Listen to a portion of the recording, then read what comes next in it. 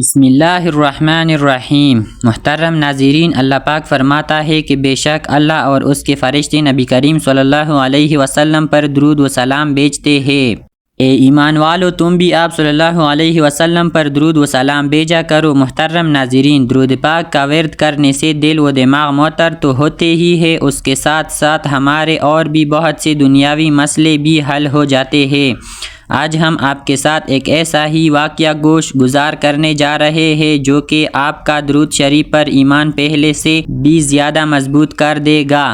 آپ اپنی دنیاوی مالی مشکلات کے لیے جب اس درود پاک کا سہارا لیں گے تو آپ کی مشکلیں آسان ہونا شروع ہو جائیں گی۔ انشاءاللہ تعالی جو واقعہ ہم آپ کی نظر کرنے جا رہے ہیں حقیقت پر مبنی ہے۔ ایک شخص نے اپنے دوست سے قرض لیا اور قرض لینے کے بعد اس کی جو مدت تھی وہ پوری ہو گئی۔ اب جب اس کے دوست نے اپنے پیسوں کی واپسی کا تقاضا کیا تو یہ والا شخص اپنی بھرپور کوشش کے باوجود رقم واپس نہ لوٹا سکا اور اس کا دوست یہ کیس لے کر عدالت چلا گیا اور جج صاحب کے پاس جا کر اس نے کہا کہ اس نے میرے پیسے دینے ہیں اور یہ میری رقم نہیں لوٹا رہا۔ تو جج نے کہا کہ تمہارے پاس 30 دن ہے، 30 دنوں کے اندر تم نے اس کے پیسے لوٹانے ہیں ورنہ میں تمہارے خلاف فیصلہ ہو جائے گا۔ تو وہ شخص پریشان حال گھر گیا، کچھ سمجھ میں نہیں آ رہا تھا کہ کیا کروں۔ پریشانی کے عالم میں اس شخص نے درود پاک کا ورد کرنا شروع کر دیا۔ صبح سے لے کر شام تک اس نے درود پاک ہی پڑھنا شروع کر دیا۔ 1 دن، 2 دن، 3 دن، حتیٰ کہ 27 دنوں تک لگاتار وہ درود پاک پڑھتا رہا اور انتظار کرتا رہا کیونکہ پیسے تو اس کے پاس تھے نہیں اور تیسرے دن عدالت میں پیش ہونا تھا۔ 27واں دن گزر گیا، 28ویں دن کی رات آ گئی۔ خواب میں اس کو کسی نے آواز دی کہ گھبراؤ نہیں، تمہارا قرض ادا ہو جائے گا۔ اسے امید بندھی اور اگلے دن پھر درود پاک پڑھتا رہا۔ اب نبی پاک صلی اللہ علیہ وسلم کی خواب میں زیارت ہوئی۔ آقا کریم نے فرمایا کہ تم گھبراؤ نہیں، تمہارا قرض ادا ہو جائے گا۔ تم بن عیسیٰ وزیر کے پاس جاؤ اور اس سے کہو وہ تمہارا قرض ادا کر دے گا۔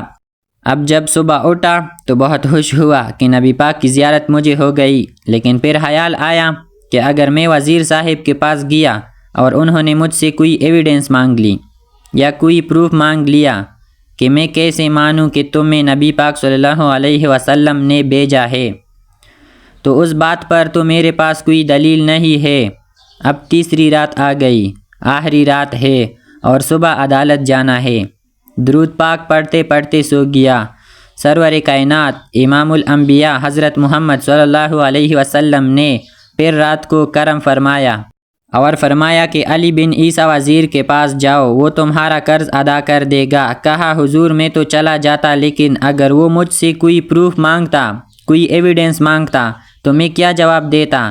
پیارے آقا صلی اللہ علیہ وسلم نے فرمایا کہ اس سے کہنا کہ آپ کا ایک راز ہے جو آپ جانتے ہیں یا رب جانتا ہے، اور وہ راز یہ ہے کہ آپ روزانہ فجر کے بعد 5000 مرتبہ درود پاک پڑھتے ہیں اور جب تک درود پاک مکمل نہیں ہوتا آپ کسی سے بات نہیں کرتے۔ اب جب صبح اٹھا تو بہت مطمئن کیا کہ اب تو دلیل بھی آ گئی ہے۔ صبح صبح علی بن عیسیٰ وزیر کے پاس پہنچ گیا، اس کا دربار لگا ہوا ہے۔ اس شخص نے پیغام بھجوایا کہ میں علی بن عیسیٰ وزیر کے ساتھ اکیلے میں ملنا چاہتا ہوں۔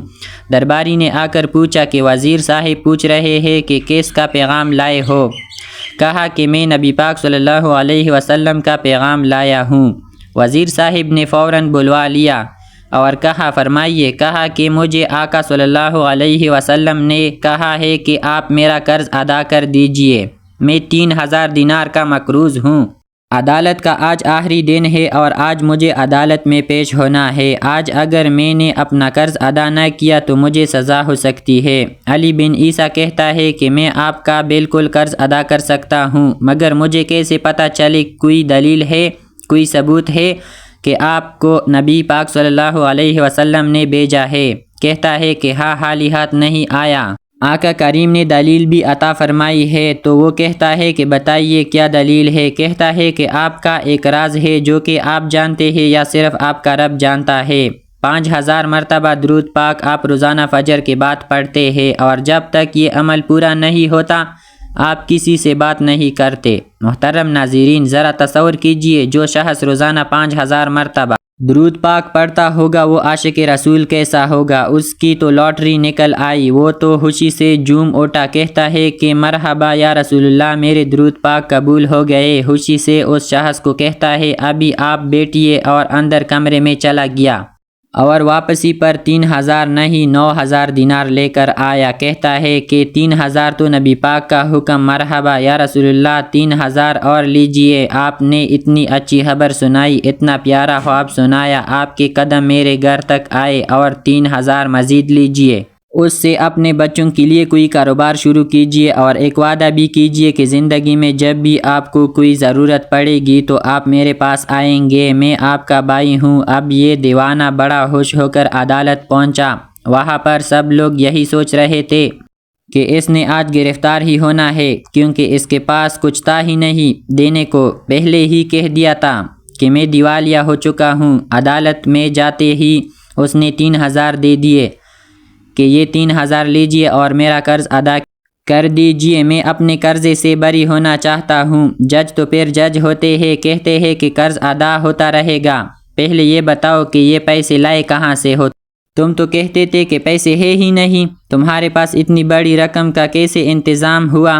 بڑی عدالت میں اس نے اپنی زبان سے حال اقرار کیا، اتنا دیا سرکار نے مجھ کو، اتنی میری اوقات نہیں، یہ تو کرم ہے ان کا، ورنہ مجھ میں تو ایسی بات نہیں۔ اب اس نے بڑی عدالت میں اپنا واقعہ سنایا کہ میں نے تو کچھ نہیں کیا، آقا کریم صلی اللہ علیہ وسلم خواب میں تشریف لائے، میں وزیر صاحب کے پاس گیا، انہوں نے یہ پیسے دیے۔ اس زمانے کے جج بھی کیسے ہوتے تھے، وہ جج دوران عدالت اپنی کرسی سے اٹھ کر کمرے میں چلا گیا۔ تھوڑی دیر بعد جج صاحب واپس آئے اور 3000 دینار اس کے ہاتھ میں دیتے ہیں اور کہتے ہیں کہ کیا سارا ثواب علی بن عیسیٰ لے جائے گا، میں بھی تو آقا کا امتی ہوں، تمہارا قرض میں ادا کرتا ہوں۔ اچھا، اب جس کا قرضہ تھا، سبحان اللہ، کیا ماحول تھا، کیا انداز تھا، کیا دل تھے، وہ بھی تو دیکھ رہا ہے کہ میں بھی تو آقا کریم کا امتی ہوں۔ رکیے ذرا کاغذ قلم دیجئے، بندے کو میں قرض ہی معاف کر دیتا ہوں۔ اچھا، قرضہ ہو گیا معاف، اب تو 3000 دینار جج صاحب نے دیے تھے۔